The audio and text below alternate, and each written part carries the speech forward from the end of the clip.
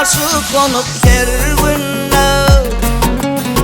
Aşktan kalan yaralarım var menne.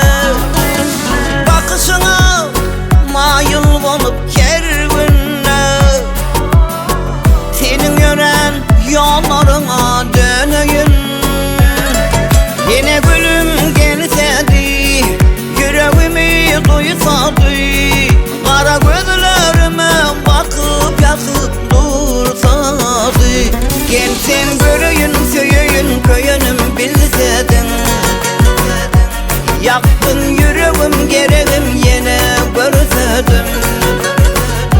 Sensin dileğim yine seni yine görsedim. Sen aşığım yürüp södüm dinlesin.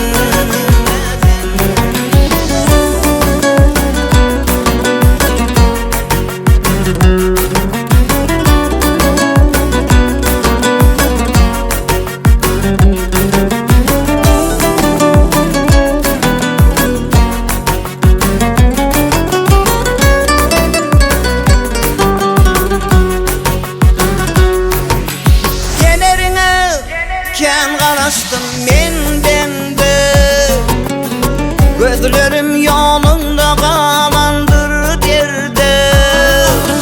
Seni sonra gözleyerim her günde. Senin yören yollarına döneyim.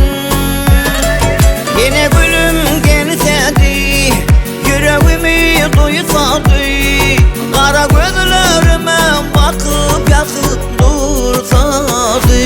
Gelsen göreyim söyleyin köyünüm bilsedin. Yaktın yüreğim gereğim yine görsedim. Sensin dileğim yine seni yine görsedim. Sen aşığım yürüp södüm dinlesin. Gelsen göreyim söyleyin köyünüm bilsedin. Yaktın yüreğim gereğim yine görsedim.